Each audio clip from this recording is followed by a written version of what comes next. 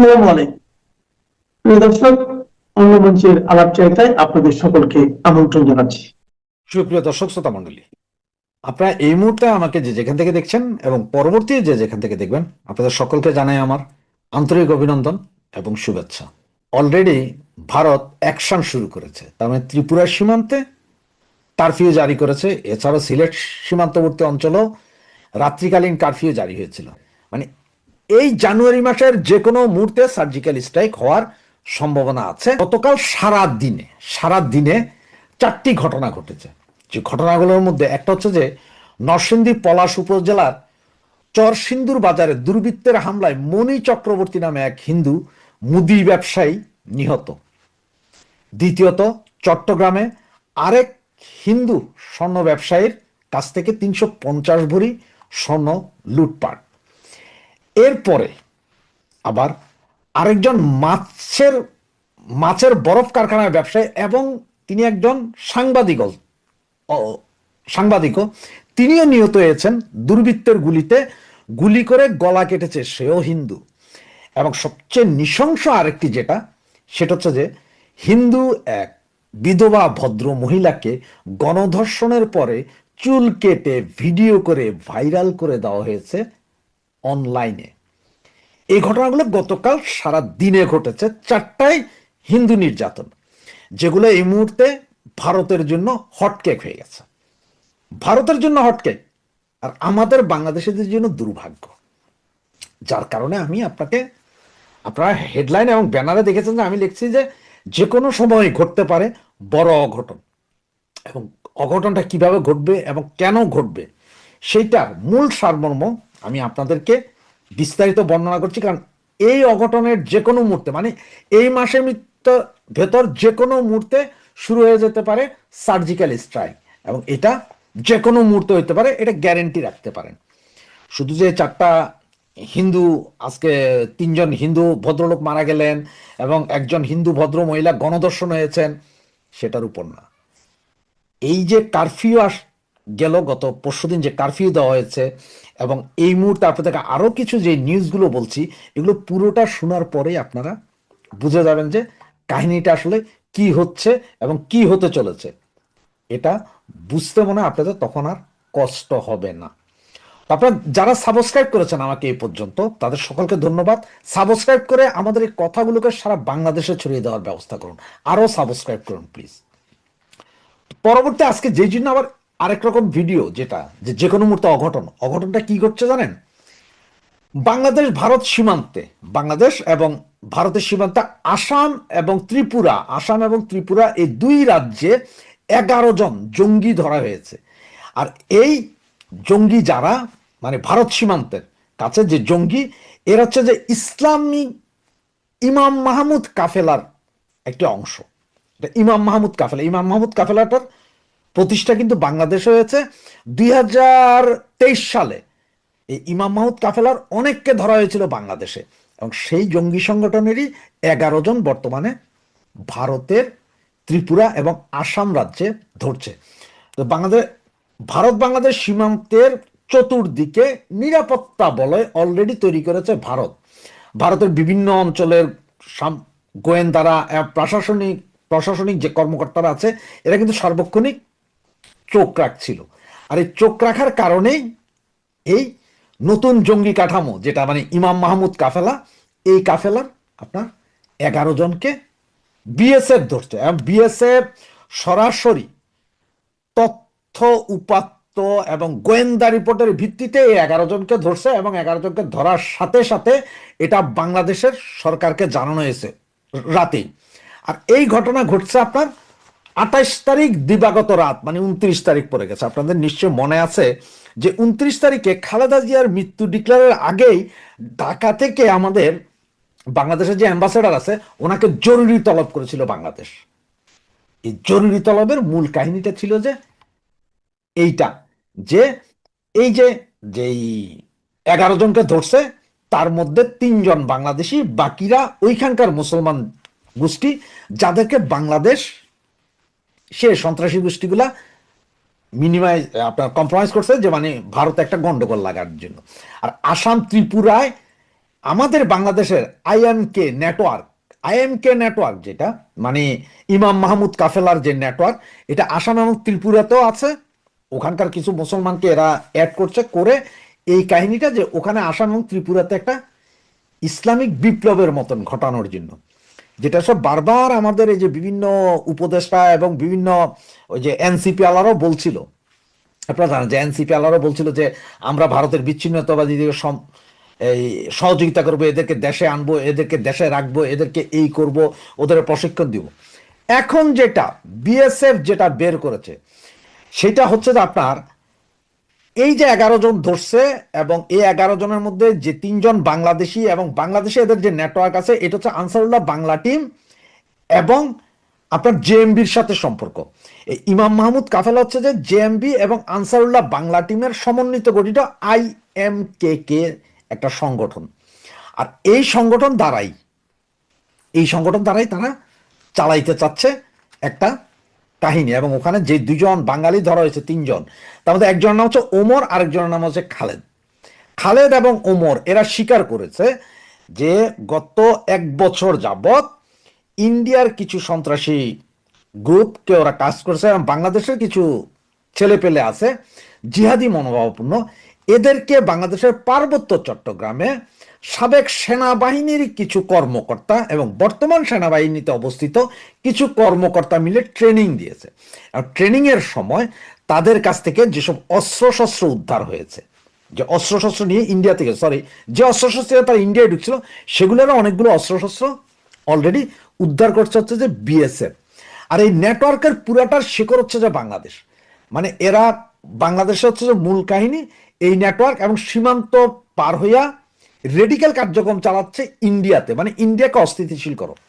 এবং এই 2 জন ওমর এবং খালেদ 2 জন যারা ওই 11 জনের সাথে গ্রেপ্তার হয়েছে ইন্ডিয়াতে, এই 2 জন এইটাও স্বীকার করছে যেখানে পাকিস্তানের আইএস কর্মকর্তারাও ট্রেনিং দিছে পার্বত্য চট্টগ্রামে প্রায় 650 জিহাদি মৌলবাদী গোষ্ঠীকে ট্রেনিং দেওয়া হচ্ছে। এর মধ্যে রোহিঙ্গা আছে কিছু, আর বাঙালি আছে ম্যাক্সিমাম। এর মধ্যে 80% বাঙালি, 10% রোহিঙ্গা এবং 10% ইন্ডিয়ার বিভিন্ন অঞ্চলের কিছু সন্ত্রাসী গোষ্ঠী। এদেরকে আইনা ওই যে আপনার ইন্ডিয়ার 2-3টা ওই সাইডের যে সন্ত্রাসী গোষ্ঠী, এদেরই নিয়ে নাকি এই ট্রেনিং ক্যাম্প চালু করছে। তার মধ্যে এটা সবগুলোই আমাদের বাংলাদেশ সেনাবাহিনীর সাবেক অবসরপ্রাপ্ত কর্মকর্তা এটা শিওর করছে, এবং সাথে আছে আপনার কিছু বর্তমান কর্মকর্তা। আপনারা সবাই জানেন যে ত্রিপুরার পার্বত্য চট্টগ্রাম জনসংযোগ সমিতি আছে, পিসিজেএসএস, এরা সশস্ত্র, এবং 2024 সালে 13 জন সদস্য ভারতীয় ভূখণ্ডে প্রবেশের পর ধরা পড়ে, যাদের অনেকেই সশস্ত্র সংঘর্ষে আহত অবস্থায় ছিলেন 2024-এর লাস্টে, মানে নভেম্বর ডিসেম্বরের দিকে, এটা 2024-এ। এবং গত পরশুদিন এই 29 তারিখে ধরা গেছে আরো 11 জন। এবং এরা সবাই হচ্ছে যে আদর্শিক উগ্রবাদী, এবং এই যে আপনার গাজবাতুল হিন্দের জন্য এরা খুব প্রস্তুতি নিয়ে রাখছে যে ওরা গাজবাতুল হিন্দ করবেই।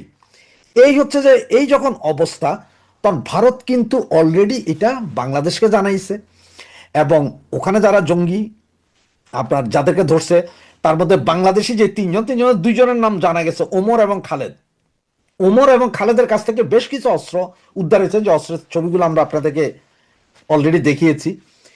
এই অস্ত্র উদ্ধার হয়েছে এবং তার রেডিক্যালাইজেশন করে ইন্ডিয়াতে একটা বিশাল নেটওয়ার্ক করে একটা গন্ডগোল করতে চাইছে। আর ইন্ডিয়া এই জিনিসগুলো সব অলরেডি তাদের বিভিন্ন মিডিয়া সহ আন্তর্জাতিকভাবে এটা তুলে ধরছে। এইদিকে গতকাল সারাদিনে যে 4 জন হিন্দু মারা গেল, 3 জন হিন্দুকে মেরেই ফেলা হয়েছে, আর একজন মহিলাকে গণধর্ষণ করে চুল কেটে রাস্তায় বেঁধে রেখে ভিডিও করা হয়েছে, এগুলো অলরেডি সারা পৃথিবীতে জানে। তার মানে ইন্ডিয়ার হাতে অস্ত্র আমরা তুলে দিচ্ছি একের পর এক, এবং যে কোনো মুহূর্তে ইন্ডিয়া এখন কাউন্টার অ্যাটাক করতে পারে বাংলাদেশকে। এবং সেটা যদি আপনার ভেনিজুয়েলার মতো হয়, কারো কিছু করার নেই, বা আপনার রাশিয়ার মতো হয় যে ইউক্রেনের উপর আক্রমণ চালাই দিছে, সেরকম হলে কারো কিছু করার নেই। যার কারণেই আপনার ত্রিপুরা সীমান্তে টোটাল আপনার কারফিউটা জারি করছে, কারণ হচ্ছে যারা সমস্ত খবর সমস্ত কিছু নিয়েই এটা করছে। এবং বাংলাদেশ সেনাবাহিনী নাকি অস্ত্র শস্ত্র সহ বর্ডার ক্রস করার জন্য এই জঙ্গিগুলোকে সহযোগিতা করছে। এখন এটা এমন একটা অবস্থা যে ত্রিপুরার গোমতী ও ধলাই জেলা সরাসরি কিন্তু বাংলাদেশের পার্বত্য অঞ্চলের সঙ্গে এখন দীর্ঘদিন যাবৎ সশস্ত্র উত্তেজনা চলছে। এবং আপনারা গত ভিডিওতে আমি বলেছিলাম যে ইউপিডিএফ যেটা, আবার আপনার এখানে এই যে ওমর আর খালেদ কিন্তু সরাসরি ইউডিপি এর নেটওয়ার্কে ছিল ওরা। এবং ইউপিডিএফ কোনটা? ইউপিডিএফ যেটা আমাদের সশস্ত্র বাহিনী নিয়ন্ত্রণ করে। যে ইউপিডিএফ তো অবশ্য 4টা, আপনার ভারত ইয়েতে বাংলাদেশের পার্বত্য অঞ্চলে 4টা গ্রুপ আছে। জেএসএস আছে, সন্তু লার্মার গ্রুপ, ওটা অবশ্য এখন নিষ্ক্রিয়। জেএসএস সংস্কারপন্থী গ্রুপ, ওরা এখন অস্ত্র হাতে নিছে। ইউপিডিএফ প্রসিদ্ধ গ্রুপ, ওরাও অস্ত্র হাতে। ইউপিডিএফ গণতান্ত্রিক গ্রুপ, ওদের কাছেও অস্ত্র আছে। কুকিচিনের কাছেও অস্ত্র আছে। এবং ইউপিডিএফ আরেকটা আছে যেটা সেনাবাহিনী নিয়ন্ত্রণ করে, সেনাবাহিনী প্রশিক্ষণ দেয়, সেনাবাহিনীর সদস্যরা ওই ইউপিডিএফ এর নাম দিয়ে বাকিগুলোরে মারে। সেই সেনাবাহিনীর অংশটা, সেনাবাহিনীর সেই লোকগুলাই এখন এই ইউপিডিএফই ইন্ডিয়ার বিভিন্ন অঞ্চলে ঢুকার চেষ্টা করতেছে এবং সেখানে ইন্ডিয়াকে অস্থিতিশীল করার চেষ্টা করতে। এই রিপোর্টটা পাওয়ার পরে এবং এই 11 জন ধরার পরে এবং যে 2 জন বাংলাদেশের নাম বললাম, ওমর এবং খালেদ যখন সরাসরি স্বীকার করলো যে ওরা ইউপিডিএফ এর অরিজিন কর্মী, এখন আইএমকে নেটওয়ার্কের সাথে যুক্ত, যেটা আপনাদের বললাম যে ইমাম মাহমুদ কাফেলা, এই সবগুলো জানার পরে এবং তারা এটাও স্বীকার করলো যে তাদের ট্রেনিং সমস্ত কিছু বাংলাদেশ সেনাবাহিনীর নিয়ন্ত্রণে হয় এবং 1 বছর ধরে ইন্ডিয়াকে অস্থিতিশীল করার জন্য বাংলাদেশ সেনাবাহিনীর সাবেক 25 জন সেনা কর্মকর্তা বাই রোটেশন এদেরকে ট্রেনিং দিচ্ছে পার্বত্য চট্টগ্রামের ভেতরে। ট্রেনিং দিয়ে তাদেরকে ইন্ডিয়ার দিকে পাঠানো হচ্ছে। এগুলো সব রিপোর্ট অলরেডি বাংলাদেশ সরকারের কাছে আছে, যেটার ভয়ে ইন্ডিয়ান অ্যাম্বাসেডারকে ডাকছিল, কারণ এই ঘটনা যখন চাউর হয়ে যাবে হয়তো অ্যাম্বাসির উপর আক্রমণ হইতে পারে। আবার ইন্ডিয়া হয়তো সমস্ত অ্যাম্বাসির সবগুলো ধরে ফেলতে পারে ওইখানে, এবং যে কোনো মুহূর্তে সার্জিক্যাল স্ট্রাইক এ পার্বত্য চট্টগ্রাম সহ ওই যে ঢাকা শহরে সেনাবাহিনীর একটা আছে না, ক্লাব আছে না, কি জানি ক্লাব, সেনা ক্লাব না কি, ওইটার ভিতরে যে কোনো মুহূর্তে চালাইয়া দিতে পারে অ্যাটাক। এবং এই গ্রুপ পুরাটা কে চালনা করতেছে, পয়সা করে দিচ্ছে হচ্ছে যে বাংলাদেশ সেনাবাহিনীর অংশ এবং পাকিস্তানের ইন্টেলিজেন্স ব্রাঞ্চ এখানে টাকা পয়সা এবং অস্ত্রশস্ত্র দিচ্ছে। এই খবরের পরেই ইন্ডিয়ার নড়ে চড়ে বসছে। এবং এই জন্যই বলছে আপনাদের, যে কোনো মুহূর্তে মানে এই জানুয়ারি মাসের যে কোনো মুহূর্তে সার্জিক্যাল স্ট্রাইক হওয়ার সম্ভাবনা আছে। দেখতে থাকুন কি হয়, এবং আমার কাছে যখনই যা নিউজ আসবে আপনাদের জন্য উন্মুক্ত নিয়ে আসবো তৎক্ষণাৎ। জয় বাংলা, জয় বঙ্গবন্ধু। নিয়ন্ত্রিত নির্বাচনের প্রাথমিক পর্বে দেখা যাচ্ছে তুগলকি কারবার। সবার জন্য সমান সুযোগ তো দূরের কথা, রিটার্নিং কর্মকর্তার সামনে ঘাট ধাক্কা দেয়া হচ্ছে প্রার্থীকে। কিংস পার্টির নেতারা দিচ্ছেন হুঙ্কার, জামাত প্রার্থীর সমর্থকেরা হুমকি দিচ্ছেন রিটার্নিং কর্মকর্তাকে। আবার বিএনপির 7 খুন মাফের অভিযোগও পাওয়া যাচ্ছে। ভোটের আগেই বিজয়ী নেতার ভূমিকায় অবতীর্ণ হয়েছেন তারেক রহমান। ব্যবসায়ী নেতা থেকে শুরু করে বিশ্ববিদ্যালয়ের উপাচার্য সবাই ছুটছেন তার সান্নিধ্য পেতে। মূলধারার সংবাদ মাধ্যমগুলো খোলাখুলি ভাবে বিএনপির পক্ষে প্রচারেও নেমেছে। এমন অবস্থায় ভোটের মাঠ সমতল রাখার দায়িত্ব যাদের, সেই নির্বাচন কমিশন আছে দিবানিদ্রায়। অভিযোগ উঠলেই শোনা যাচ্ছে গদ বাধা সাফাই, আছে আনুষ্ঠানিকভাবে অভিযোগ পেলে ব্যবস্থা নেওয়ার আশ্বাস। মনোনয়নপত্র জমা এবং বাছাই পর্বে যেসব নজির তৈরি হয়েছে তাতে এরই মধ্যে ইতিহাসে জায়গা করে নিয়েছে ত্রয়োদশ জাতীয় সংসদ নির্বাচন। সামনের দিনগুলো আরো কি নজির গড়ে, ভোট রেখে সেদিকে নজর পুরো দেশের। আওয়ামী লীগের কার্যক্রম নিষিদ্ধ রেখে ত্রয়োদশ জাতীয় সংসদ নির্বাচনের পরিকল্পনা নিয়ে এগোচ্ছে সরকার ও নির্বাচন কমিশন। বলা হয়েছিল এটি হতে যাচ্ছে দেশের ইতিহাসের সেরা এবং উৎসব মুখর নির্বাচন। তবে ভোটের মাত্র 5 সপ্তাহ আগেও তার লেশ মাত্র ছাপ নেই সারা দেশে। এর বদলে মনোনয়নপত্র জমা এবং বাছাই নিয়ে ভেলকিবাজি নিয়ে সরগরম সোশ্যাল মিডিয়া। কেউ জানাচ্ছেন বিস্ময়, কেউ করছেন কৌতুক। কাগজে কলমে তফসিল ঘোষণার পর থেকে নির্বাচনী পরিবেশ রক্ষার সব দায়িত্ব নির্বাচন কমিশনের। তবে গত কয়েকদিনের চিত্র বলছে সরকারের মিত্র দলগুলোর যা খুশি তাই আচরণের মুখে অসহায় নির্বাচনী কর্মকর্তারা। দলগুলোকে নিয়ন্ত্রণে রাখা তো দূরের কথা, তাদের দাপটে নাভিশ্বাস উঠেছে সবার। রিটার্নিং কর্মকর্তাদের সামনে সরকারের মিত্র দলের নেতাদের দাপট দেখানোর বেশ কিছু ঘটনা এসেছে সংবাদ মাধ্যমে। এর মধ্যে সবচেয়ে বেশি আলোচিত হচ্ছে কুড়িগ্রামের রিটার্নিং কর্মকর্তা এবং জেলা প্রশাসক অন্নপূর্ণা দেবনাথকে নাজেহাল করার ঘটনা। দ্বৈত নাগরিকত্ব সংক্রান্ত জটিলতায় বাতিল করা হয় কুড়িগ্রাম ৩ আসনে জামাত প্রার্থী মাহবুবুল আলম সালেহের মনোনয়নপত্র। জেলা প্রশাসক অন্নপূর্ণা দেবনাথ ৪ ডিসেম্বর এই ঘোষণা দেয়া মাত্র তেতে ওঠেন জামাত প্রার্থীর সমর্থকেরা। অন্নপূর্ণাকে কুড়িগ্রামে থাকতে না দেওয়ার হুমকি শুধু দেওয়া হয়নি, তাকে ভারতের দালাল এবং ইসকন সদস্য বলেও অভিযুক্ত করা হয়। ঘটনার সময়কার ভিডিওতে দেখা যায় বিব্রত জেলা প্রশাসক পুরোটা সময় ছিলেন নিশ্চুপ। জেলা প্রশাসন জানায় দ্বৈত নাগরিকত্বের অভিযোগ যাচাই বাছাইয়ের সময় মাহবুবুল আলম সালেহের মনোনয়নপত্র সাময়িকভাবে স্থগিত করা হয়েছিল। তাকে প্রয়োজনীয় কাগজপত্র জমা দেওয়ার জন্য এরপর ৪ জানুয়ারি পর্যন্ত সময় দেওয়া হয়। তবে এই সময়ের মধ্যে তিনি যুক্তরাজ্যের নাগরিকত্ব ত্যাগের সুনির্দিষ্ট প্রমাণপত্র জমা দিতে পারেননি, আর তাই বাতিল করা হয় তার মনোনয়নপত্র। জেলা প্রশাসক তার মনোনয়নপত্র বাতিলের ঘোষণা দেয়া মাত্র উচ্চস্বরে হইচই শুরু করেন জামাতের সমর্থকেরা। কদর্য এবং সাম্প্রদায়িক ভাষায় আক্রমণ করেন অন্নপূর্ণা দেবনাথকে। এমনকি জেলা প্রশাসকের কার্যালয়ের সামনেও জামাতের কয়েকশো কর্মী জড়ো হয়ে বিক্ষোভ করেন। প্রশাসনের পক্ষ থেকে আপিল করার সুযোগ থাকার বিষয়টি জানানো হলে পরিস্থিতি কিছুটা শান্ত হয়। তবে জেলা প্রশাসকের চত্বরে দীর্ঘ সময় অবস্থান নিয়ে বিক্ষোভকারীরা জেলা প্রশাসকের অপসারণের দাবি সহ বিভিন্ন স্লোগান দেন। এ ধরনের ঘটনা নির্বাচনী আইনে শাস্তিযোগ্য হলেও বিস্ময়কর ভাবে মুখে কুলু পেটেছে নির্বাচন কমিশন। শুধু কুড়িগ্রামে নয়, আরো বেশ কয়েকটি জেলায় চরম বিশৃঙ্খলা হলেও ইসির ভূমিকা ঠুটো জগন্নাথের মতো। মানিকগঞ্জের রিটার্নিং কর্মকর্তা এবং জেলা প্রশাসকের সামনেও ঘটে ন্যাক্কারজনক ঘটনা। জেলা প্রশাসকের সামনে বিএনপি সমর্থকেরা চড়াও হন এক স্বতন্ত্র প্রার্থীর উপর। তাকে অনেকটা গলা ধাক্কা দিয়ে বের করে দেওয়ার মতো পরিস্থিতি তৈরি হয়। মানিকগঞ্জ ৩ আসনের মনোনয়ন যাচাই বাছাই শেষে জেলা রিটার্নিং কর্মকর্তা ও জেলা প্রশাসক নাজমুনারা সুলতানা স্বতন্ত্র প্রার্থী আতাউর রহমান আতার প্রার্থিতা অবৈধ ঘোষণা করেন।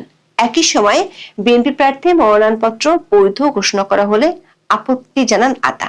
তিনি বিএনপি প্রার্থীর বিরুদ্ধে মামলা ও অনিয়ম সংক্রান্ত প্রমাণপত্র তুলে ধরার চেষ্টা করেন, তবে তাকে কথা বলার সুযোগই দেননি জেলা রিটার্নিং কর্মকর্তা।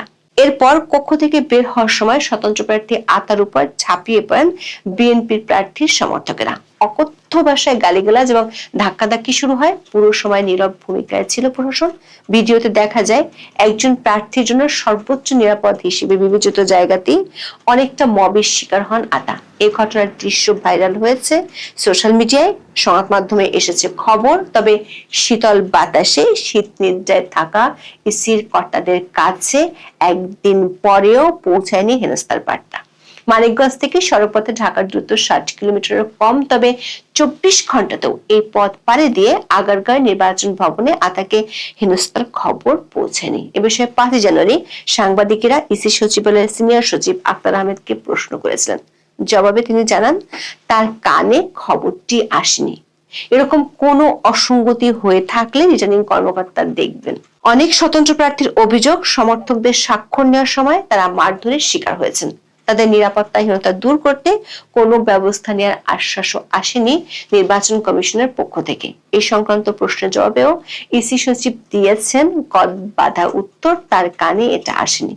দর্শক, নজিরবিহীন বিভিন্ন দৃশ্যে নির্বাচনের মাঠ নিয়ে সমালোচনা কৌতুকের ঝড় দেখা যাচ্ছে সোশ্যাল মিডিয়ায়। ফেনী ৩ আসনে বিএনপি প্রার্থী আব্দুল আওয়াল মিন্টুর মনোনয়ন গৃহীত হওয়ার আনন্দে পুলিশ সদস্যের হাত তালি দেওয়ার ভিডিও ভাইরাল হয়েছে। ফেনী রিটার্নিং কর্মকর্তা ও জেলা প্রশাসক মনিরা হক ৪ জানুয়ারি মিন্টুর মনোনয়ন গৃহীত হওয়ার ঘোষণা দেন। এ সময় বিএনপি নেতাকর্মীদের সঙ্গে হাততালিতে অংশ নেন পুলিশের এক সদস্য। নিজেকে সামনে রাখতে না পারার ঘটনা পরে অবশ্য বুঝতে পেরেছেন, তাই জিভে কামড় দিতেও দেখা যায় তাকে।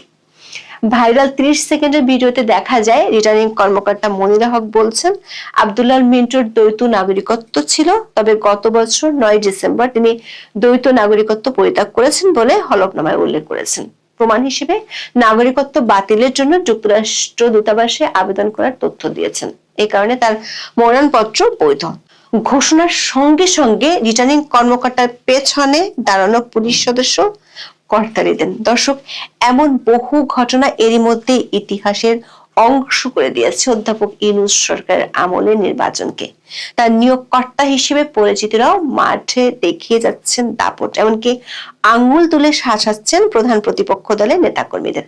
কুমিল্লায় 2রা জানুয়ারি রিটার্নিং কর্মকর্তার কার্যালয়ে মনোনয়নপত্র যাচাই বাছাইয়ের সময় এনসিপির হাসনাত আব্দুল্লাহ আঙ্গুল তুলে শাসনের একটি ভিডিও নিয়েও চলছে ব্যাপক আলোচনা। হাসনাত তার কুমিল্লা 4 আসনে বিএনপি প্রার্থী মঞ্জুরুল আহসান মুন্সির হলফনামায় তথ্য গোপনের অভিযোগ তোলেন। এ নিয়ে রিটার্নিং কর্মকর্তার সামনে বেঁধে যায় ব্যাপক গন্ডগোল। এক পর্যায়ে রক্তচক্ষু হাসনাতকে আঙ্গুল তুলে শাসাতেও দেখা যায়। রিটার্নিং কর্মকর্তা মোহাম্মদ রেজা হাসান এক পর্যায়ে নিয়ম অনুযায়ী আইনি প্রক্রিয়া অনুসরণ করে অভিযোগ করতে বলেন। তবে যাচাই বাছাই শেষে দুজনেরই মনোনয়নপত্র বৈধ ঘোষণা করা হয়। পরে প্রশাসনের বিরুদ্ধে সরাসরি পক্ষপাতের অভিযোগ তোলেন হাসনাত। বলেন, প্রশাসন মনে হচ্ছে বিএনপির দিকে ঝুঁকে গেছে। এদের দ্বিচারিতামূলক আচরণে নিরপেক্ষ, সুষ্ঠু ও অংশগ্রহণমূলক নির্বাচন কতটা হতে পারে তা নিয়ে সংশয় তৈরি হয়েছে। হাসনাত যখন অংশগ্রহণমূলক নির্বাচন নিয়ে শঙ্কা জানাচ্ছিলেন, ঠিক তখনই রংপুরে তার দলেরই আরেক নেতা আক্তার হোসেন জাতীয় পার্টিকে ঠেকানোর দাবি তুলেছেন।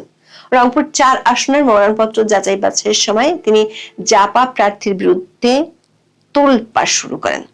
রিটার্নিং কর্মকর্তার কার্যালয়ে শুরু হয় তুমুল হট্টগোল ও চিৎকার। রংপুর 4 আসনে আক্তারের পাশাপাশি জাতীয় পার্টির প্রার্থী হয়েছেন মাহবুবুর রহমান। রিটার্নিং কর্মকর্তা মাহবুবের মনোনয়নপত্র বৈধ ঘোষণা করা মাত্র তোপে ফেটে পড়েন আক্তার ও তার সমর্থকেরা।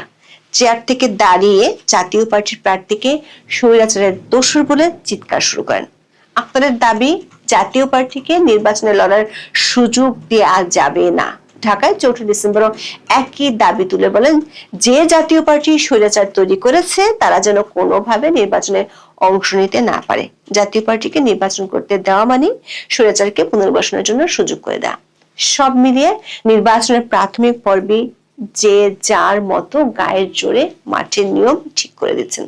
অবশ্য এসবের কিছুই চোখে পড়ছে না নির্বাচন কমিশনের। তাদের কাছে নির্বাচনের পরিবেশ ও পরিস্থিতি বেশ সন্তোষজনক। প্রধান নির্বাচন কমিশনার এএমএম নাসিরউদ্দিন 5 জানুয়ারি দাবি করেন, সবকিছু ঠিকঠাক চলছে। বলেন, সবার সহযোগিতা থাকলে আসন্ন জাতীয় সংসদ নির্বাচন একটি অবাধ, সুষ্ঠু ও গ্রহণযোগ্য নির্বাচন হিসেবে উপহার দেওয়া সম্ভব। বর্তমান নির্বাচনের পরিবেশ মোটের উপর সন্তোষজনক। দর্শক, প্রধান নির্বাচন কমিশনার 12 ডিসেম্বর নির্বাচনের তফসিল ঘোষণার সময় নির্বাচনের নিরাপদ ও উৎসব মুখর পরিবেশ নিশ্চিতে সব ধরনের ব্যবস্থা নেওয়ার আশ্বাস দিয়েছিলেন। তবে তফসিল ঘোষণার পরদিনই ঢাকায় গুলিবিদ্ধ হন স্বতন্ত্র প্রার্থী ওসমান হাদি। এর 2 দিনের মাথায় হাদির উপর হামলা বিচ্ছিন্ন এবং স্বাভাবিক দাবি করে তোপের মুখে পড়েছিলেন সিএসি। ঢাকায় এক অনুষ্ঠানে বলেন, আইন শৃঙ্খলার অবনতি হয়নি, মাঝে মধ্যে 2-1টা খুন খারাপি হয়। হাদিকে গুলির ঘটনা বিচ্ছিন্ন, নির্বাচনের এই ধরনের ঘটনা ঘটেই থাকে। এই বক্তব্য নিয়ে তীব্র প্রতিক্রিয়ার পর একটি জোড়াতালি ব্যাখ্যাও দেয় নির্বাচন কমিশন। তবে সেই সময় পরিষ্কার হয়ে যায় ইসির অবস্থান। আবার মনোনয়নপত্র জমা এবং যাচাই বাছাইয়ের সময়কার তুগলকি কাণ্ডের পরেও সব স্বাভাবিক থাকার দাবি নতুন করে প্রশ্নবিদ্ধ করছে ইসিকে। তাদের ঠিক আছে মনে করিয়ে দিচ্ছে প্রখ্যাত ছড়াকার সুকুমার বড়ুয়া সেই বিখ্যাত ছড়ার লাইনগুলো। মেঘে মেঘে মেহমান চাইলেন ছাতা খান, দেখালাম ছাতাটা শুধু কটা শিক আছে, তবু তিনি বললেন ঠিক আছে। আসসালামু আলাইকুম দর্শক। বিএনপি চেয়ারপারসন বেগম খালেদা জিয়ার মৃত্যুর মধ্যে দিয়ে এবং বিএনপির ভারপ্রাপ্ত চেয়ারম্যান তারেক রহমান দেশে ফেরার মধ্যে দিয়ে চারদিকে বিএনপির একটা কেমন যেন জয় জয়াকার। ধরুন, নির্বাচনের ধারা একতরফামূলক। আগে আওয়ামী লীগের ঘরানার লোকজন ইলেকশন করেছে, এবার বিএনপির ঘরানার লোকজন ইলেকশন করছে। মানে আওয়ামী লীগ বৃহত্তর জোট করলে যা হতো তাদের নিয়ে তারা থাকতো, বিএনপি বৃহত্তর জোট করলে যারা হয় সেই তারা এখন ইলেকশন করছে। কিন্তু এর মধ্যে দিয়েও ইন্ডিভিজুয়ালি যদি বলেন তাহলে তারেক রহমান দেশে ফেরার মধ্যে দিয়ে সবকিছু তারেক রহমানের কন্ট্রোলে হেলিকপ্টারে, এবং যেটা অনেকটা পরোক্ষভাবে বিএনপি দেশ চালাচ্ছিল এরকম একটা সিচুয়েশন, সেটা আরো প্রকোপ ধারণ করেছে। এবং তারেক রহমান দেশের মাটিতে পাড়া দিয়েছেন, আর সাথে সাথে পুরো প্রশাসন অনেকটাই বিএনপির দিকে হেলে পড়েছে, যেটা এনসিপি এবং জামাতের নেতারা বলছেন। সেই সময় বিএনপি জয় জয়কারের বার্তাকে আরো শক্তিশালী হিসেবে আমাদের কাছে পৌঁছে দেয় যখন জরিপের ফলাফল অনেক অনেক পার্থক্য হয় জামাত এবং বিএনপির ভোটে। আমি জরিপের বাইরে যদি আপনাদেরকে কথা বলি, জামাতে ইসলামী তার প্রতিদ্বন্দ্বী যে অংশ, বিএনপির সঙ্গে বা আওয়ামী লীগের সঙ্গে তার প্রতিদ্বন্দ্বিতা করার মতন বাস্তবতা এখনো তৈরি হয়েছে কিনা, এটা অনেক বড় বিষয়। এর বাইরে ধরেন জাতীয় পার্টি, তারপর আপনার ইসলামী শাসনতন্ত্র আন্দোলন, এই টাইপের দলগুলোর মধ্যে জামাত ইসলামী তার মানে এই বি শ্রেণীর, বি গ্রেডের দলগুলোর মধ্যে জামাত এক নম্বরে। কিন্তু ভোটের সে বড় মাঠে খেলতে গিয়ে বিএনপি এবং জামাতের পার্থক্য, বিএনপি এবং জামাত এবং আওয়ামী লীগের পার্থক্য, এটা মোটামুটি আকাশচুম্বী পার্থক্য কতটা ঘুচিয়ে এসছে। হ্যাঁ, বিএনপি বহু বদনামী ভাগী হয়েছে, বিএনপি বহুভাবে মানুষের ত্যক্ত বিরক্তের কারণ হয়েছে, বহুভাবেই তার যে 5 আগস্ট পরবর্তী যে স্রোত, সেই স্রোত বাধাগ্রস্ত হয়ে জনসমর্থনের দিক থেকেও হোঁচট খেয়েছে। কিন্তু তারপরেও কি জামাত বিএনপিকে ধরে ফেলেছে? আমাদের সামনে একটা জরিপ, সেই জরিপের ফলাফল বলছে বিএনপিকে ভোট দিতে চায় 70% মানুষ, জামাতকে 19%। মানে পার্থক্যটা এখানে প্রায় 50%, এবং বাস্তবতার নিরিখে এটা মিলে যায় কিনা। আসন্ন ত্রয়োদশ জাতীয় সংসদ নির্বাচনে দেশের 70% মানুষ বিএনপিকে ভোট দিতে চায় বলে এক জরিপ প্রতিবেদন উঠে এসেছে। এই জায়গাটা একটু দ্বিমত করি আমি। দেশের 70% মানুষ বলতে মানে যারা ভোট দিতে চায়, এই যে বিএনপি জোটের যে মানুষ, তাদের মধ্যে 70%। কিন্তু এবার যারা ভোট দিবেন, মানে এতদিন যারা ভোট দিতে বঞ্চিত ছিলেন তারা এবার ভোট দিবেন, আর এতদিন যারা ভোট দিয়েছেন এত বছর, তারা এখন ভোটের বাইরে থাকবেন। ব্যাপারটা অনেকটা এরকম না? অন্যদিকে জামাতে ইসলামীর পক্ষে জনমত পাওয়া গেছে 19%। বেসরকারি উন্নয়ন সংস্থা eminence associates for social development EASD পরিচালিত জনমত জরিপে এই তথ্য উঠে এসেছে। এটা প্রকাশ করা হয়েছে এক অনুষ্ঠানের মধ্যে দিয়ে। দেশের 300টি সংসদীয় আসন থেকে সরাসরি 20,495 জন ভোটারের মতামত সংগ্রহ করা হয়েছে। গত বছরের 20 ডিসেম্বর থেকে চলতি বছরের 1 জানুয়ারি পর্যন্ত এই জরিপ পরিচালনা করা হয়। তার মানে জরিপের দিক থেকে অনেক বড় পরিসরের একটা জরিপ।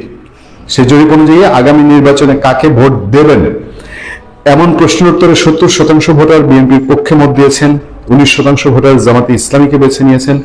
এছাড়া 2.6% মানুষ ন্যাশনাল সিটিজেন পার্টি এনসিপি, মাত্র 2.6, এবং 5% মানুষ অন্যান্য দলকে ভোট দেওয়ার কথা জানিয়েছেন। মাত্র 0.2% মানুষ ভোট দেবেন না বলে জানিয়েছেন। কিছুটা জরিপে প্রশ্ন জায়গা। আমরা নিশ্চয়ই এটা বাস্তবতা কি সেটা দেখতে পাবো হচ্ছে আগামী নির্বাচনের দিন, যে কত শতাংশ সত্যিকার ভোট কাস্টিং, মানে নির্বাচন কমিশনের হিসাব না। আমরা এর আগে যেরকম দেখেছি, যে চিলের চোখে দেখেছি, সেই চিলের চোখে কোন দল সরকার গঠন করবে এই প্রশ্নে 77% উত্তরদাতা বিএনপির কথা বলেছেন, এবং মাত্র 17% জামাতের পক্ষে মত দিয়েছেন। নির্বাচনে কে জিতবে এমন প্রশ্ন উত্তরে 74% মানুষ বিএনপির জয়ের কথা বলেছেন। 18% ভোটার মনে করেন জামাত ইসলামী জিতবে, এবং 1.7% মানুষ এনসিপি জয়ের সম্ভাবনা দেখছেন। 1% কিছু বেশি মানুষ জাতীয় পার্টিও জিতবে বলে মনে করেন। অংশগ্রহণকারীদের গত নির্বাচনে কাকে ভোট দিতে চেয়েছিলেন জানতে চাইলে 35% জানান তারা বিএনপিকে ভোট দিতে চেয়েছিলেন। অন্যদিকে 27% আওয়ামী লীগ, এবং 5% বেশি মানুষ জামাত ইসলামীকে ভোট দেওয়ার ইচ্ছার কথা জানিয়েছিলেন। জরিপের চুম্বক অংশটার জন্য অপেক্ষা করছিলাম। গত নির্বাচন যদি ফেয়ার নির্বাচন হতো, মানে 24-এর নির্বাচন যদি ফেয়ার নির্বাচন হতো, বিএনপিকে ভোট দিতে চাইছিলেন 35% মানুষ, কোনো দ্বিধা নেই, বিশ্বাস করতে কোনো দ্বিধা নেই। আওয়ামী লীগকে তখনও ভোট দিতে চেয়েছিল 27% মানুষ, বিশ্বাস করতে দ্বিধা নেই। আর 5% মানুষ জামাতকে, এটাও বিশ্বাস করতে দ্বিধা নেই। এটার এতটা আকাশ পাতাল পার্থক্য হলো যে এবার বিএনপি 70%, মানে গতবার যারা দিতে চেয়েছিলেন তার ডাবলে উঠে গেছে। এই ডাবল হওয়াটা কি আওয়ামী লীগ মাঠের বাইরে থাকা, বা জরিপের কোনো ফাঁক ফোকর রয়েছে কিনা, জরিপের বিশ্বাসযোগ্যতা নিয়ে কোনো প্রশ্ন রয়েছে কিনা? দেশের বাইরে ভোটাররা ভোট দিচ্ছেন, তাদের কাছে পোস্টাল ভোটার ব্যালট পেপার পৌঁছে গেছে অনেক জায়গায়, এবং সেই ভোটগুলো একটা বড় বড় সংখ্যক ভোট, সেই ভোট যোগ হলে পরে এবং একতরফা নির্বাচনে মানুষের প্রতিফলন, মানুষের ইচ্ছার প্রতিফলন কতটা পাওয়া যায় সে বিষয়গুলো নিশ্চয়ই জরিপের ইন্টারনালি আছে কিনা জানি না, যেহেতু পূর্ণাঙ্গ প্রকাশ করা হয়নি, কিন্তু কোথাও না কোথাও থাকতে পারে। ফলে এই কথা চোখ বন্ধ করে কি গ্যারান্টি দেওয়া যায় যে সারা দেশের 18 কোটি মানুষের রিপ্রেজেন্টেটিভ হিসাবে 70% মানুষ বিএনপিকে ভোট দিতে চায়?